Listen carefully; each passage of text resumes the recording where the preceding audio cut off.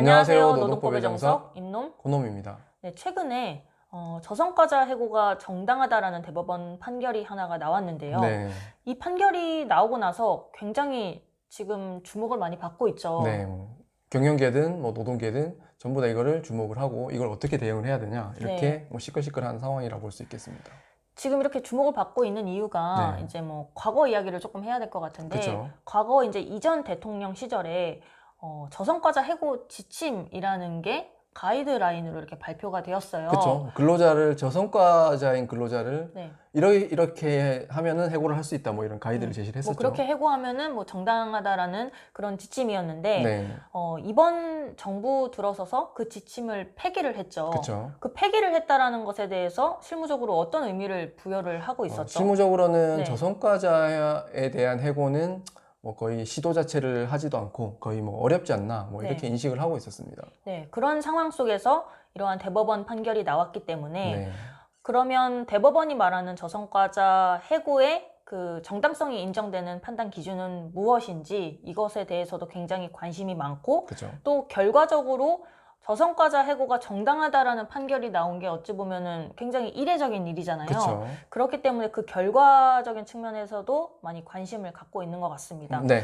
그래서 오늘은 저희가 이 저성과자 해고 이 판결에 대해서 한번 살펴보도록 할 텐데요. 네. 들어가기에 앞서서 노동법에서 해고를 어떻게 보고 있는지 해고의 종류에 대해서 먼저 한번 살펴볼까 하거든요. 네. 네. 해고 종류를 이렇게 분류하는 기준 자체가 조금 논란이 있긴 한데 대체적으로 정리된 기준을 좀 살펴보면요. 네네. 크게 우선은 두 가지로 나누고 있습니다. 하나는 사용자 사정에 의한 해고가 하나가 있을 거고요. 네네. 또 하나는 근로자 사정에 의한 해고가 또 하나가 있을 거다 이렇게 네. 분류를 하고 있죠. 네네. 보통 사용자 사정에 의한 해고를 우리가 경영 사정에 의한 정리해고 네. 이렇게 이렇게 부르고 있고요.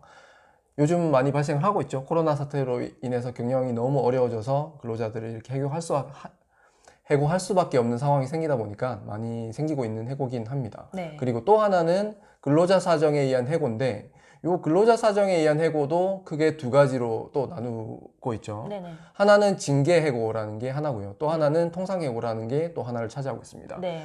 그 징계 해고는 보통 징계 사유가 있을 때 해고를 하는 거죠.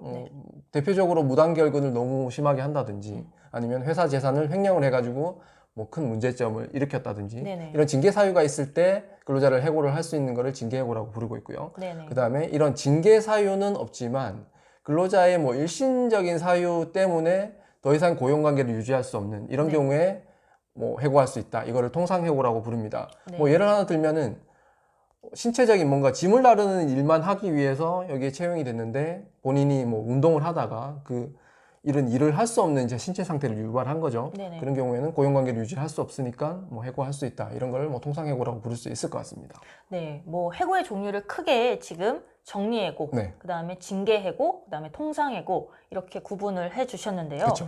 그러면 이번 사건과 관련된 저성과자 해고 같은 경우에는 이 세 가지 해고 중에서 어디에 해당이 될까요? 우선은 근로자 사정이긴 하죠. 네네. 근데 근로자 사정 중에서도 저성과자가 징계 사유는 안 될 것 같습니다. 네네. 그래서 보통 통상해고 쪽으로 분류를 하고 있습니다. 네, 그러면 이번 저성과자 해고 같은 경우에는 통상 해고의 문제이자 이 저성과라는 사유가 해고의 정당성으로 인정될 수 있는 어떤 판단 기준은 무엇인가와 관련한 이슈라고 보면 되겠는데요. 그렇죠. 네, 그럼 저희가 한번 살펴보겠습니다. 네.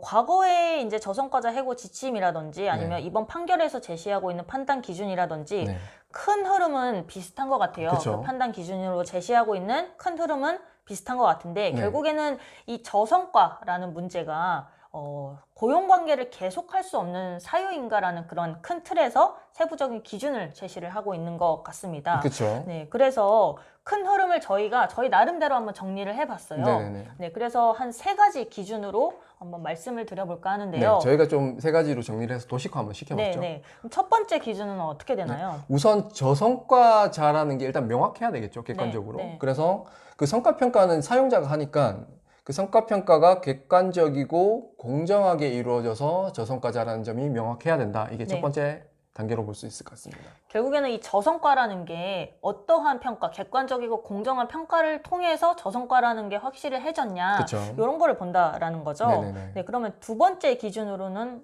어떤 것들을 보고 있나요? 저성과라는 점이 발견이 됐다라고 해도 네네. 곧바로 해고를 해서는 안 됩니다. 네네. 그래서 사용자 입장에서 뭔가 노력을 해야 되겠죠. 네. 이 역량을 끌어올리거나 아니면은 직무 능력 향상을 위한 교육 기회를 부여를 해가지고 네. 사용자 입장에서도 수차례 이런 교육 기회를 부여를 했느냐 이 네. 점도 하나의 단계로 볼 수 있겠습니다. 그러한 인사평가를 하기 위해서 회사는 어떠한 교육 기회를 제시를 했고 어떠한 노력을 했느냐 뭐 이런 것들을 보고 있는 것 같네요. 그렇죠. 네, 세 번째 기준으로는 어떤 거를 볼 수가 있죠? 그렇게 회사가 이제 수차례 기회를 줬음에도 불구하고 네. 근로자의 근무 성적이나 근무 능력이 다른 근로자에 비해 상대적으로 낮은 정도를 넘어서서 네네. 네. 일반적으로 기대되는 최소한에 미치지 못한 정도가 지속적으로 이어졌는지 네네.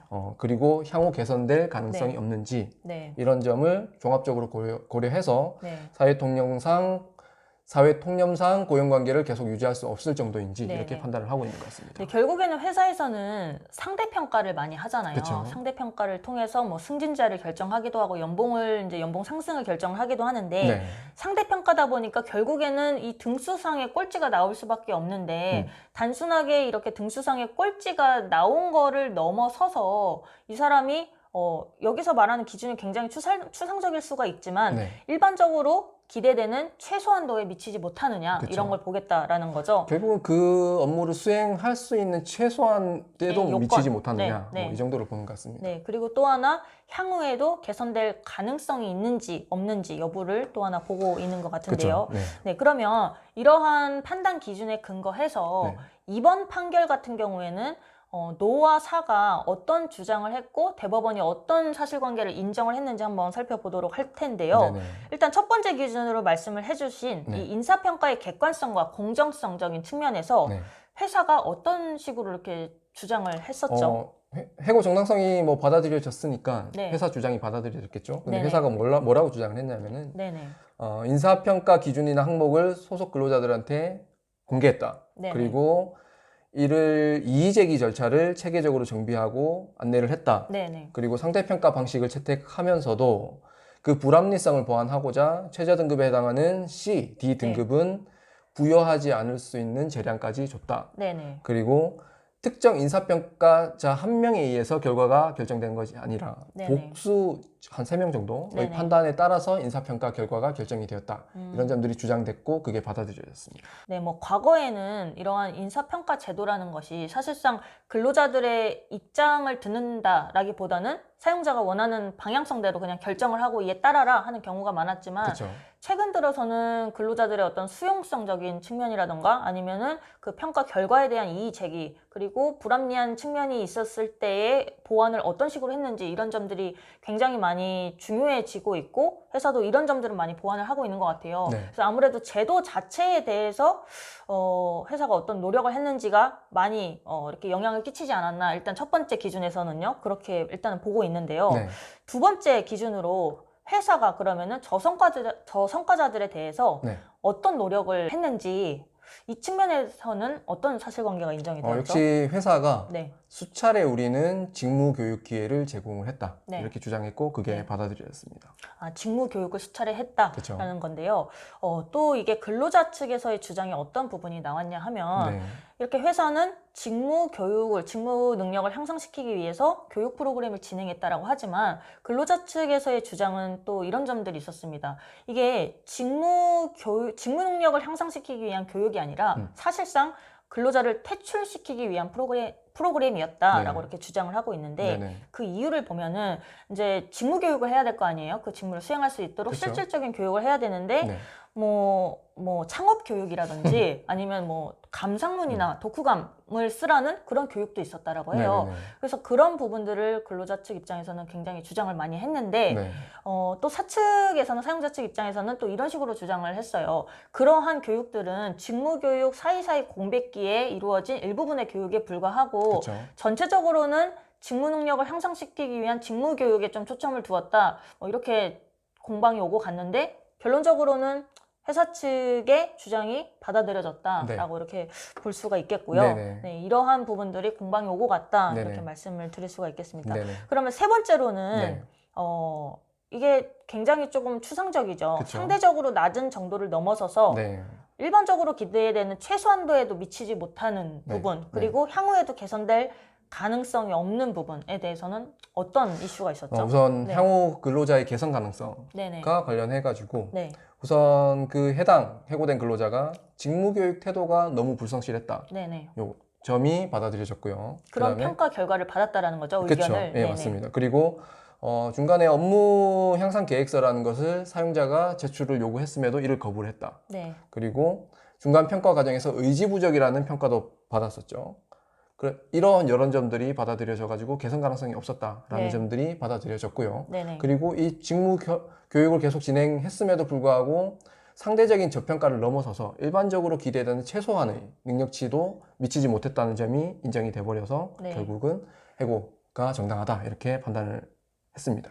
네, 물론 여기서 말하는 이제 근로자가 스스로 업무 능력을 향상시키기 위한 뭐 의지가 보이지 않는다. 그 다음에 회사가 그래도 요구한 계획서 제출을 거부했다라는 사실 자체는 근로자한테 굉장히 이제 불리한 사실관계잖아요. 그렇죠. 근데 뭐 또 저희가 이제 실무상으로 느끼기에는 이제 보이지 않는 측면이 있잖아요. 예를 들어서 뭐 회사가 좀 과하게 요구를 하는 측면이 있다든지 아니면은 조금 괴롭힘의 어떤 수단으로 좀 이런 거를 요구하는 경우도 사실상 있기는 하잖아요. 그쵸. 근데 이런 점들이 뭐 이러한 판결문에는 나오지는 않았어요. 근데 어찌되어도 인정된 사실 자체는 회사가 이제 충분한 노력을 했고 근로자한테도 어떤 합리적 수준에서의 뭐 계획서 제출이라든지 이러한 요구를 했는데도 불구하고 근로자가 개선의 의지를 보여주지 않았다라는 측면이 좀 크게 작용하지 않았나 이렇게 보고 있습니다. 네.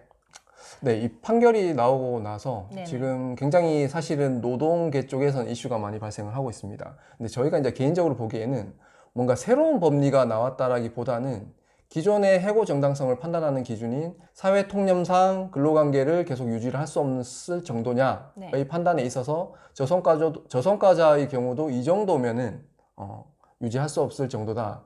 이러한 하나의 그냥 지표 정도로 받아들이고 있습니다. 하지만 실무적으로는 기존에는 저성과자 해고는 거의 힘들지 않겠느냐라고 받아들여졌던 부분이 이 판결로 인해서 네. 깨질 것이다. 이렇게 네. 생각은 하고 있습니다. 뭐 법리적으로 크게 변한 부분은 없지만 그렇죠. 그래도 이러한 결과가 한번 나왔다라는 것 자체가 앞으로는 이러한 판결이 지속적으로 나올 수 있는 그런 부분도 있다라는 네. 측면인 거죠. 그렇죠. 사실은 기존의 저성과자 해고 지침이 폐기가 되면서 네. 거의 분쟁이 없었죠. 없었다는 것 자체가 시도를 안 했다는 겁니다. 네네. 사용자가 시도를 안 했었는데 이제는 앞으로는 시도는 할 것 같다라는 네. 거죠. 저성과자 해고 사건이 네. 발생은 할 것 같다. 그리고 네. 그에 따라서 이게 과연 그 정도에 이르는 저성과냐라는 네. 부분에 대한 판결이나 아니면 노동위원회 사건이 많이 나올 것 같다고 예상을 네. 좀 해보겠습니다. 아무래도 개인적으로 드는 생각은 네. 이제 근로자 측 입장에서나 아니면 노동조합이 있는 사업장에서는 이제 노동조합이 인사평가라는 제도 자체에도 관심을 많이 가져야 될 것 같다라는 그쵸. 생각이 들거든요. 네네. 이게 평가가 이루어지고 나서 그 결과에 따라서 다루는 그러한 법적 이슈보다는 제도가 설계되기 전에 불합리한 점이 없는지 이런 부분에 대해서 의견을 낼 수 있다면 제도 설계 과정 자체에서부터 조금 함께 하는 게 어떨까. 그리고 이제 기업 입장에서도 네. 향후에 이런 것들이 법적으로 문제가 되지 않으려면 근로자들한테 충분히 설명을 하고 그러한 수용성을 많이 이끌어내는 것이 더 그렇죠. 긍정적이잖아요. 결국은 그게 네. 노사 상생의 길이 아닌가 네. 이렇게 생각을 하고 있습니다. 네, 이상 저성과자 해고 판결에 대해서 한번 살펴봤는데요. 네. 네, 오늘도 유익한 영상이 되셨기를 바랍니다. 네. 감사합니다. 감사합니다.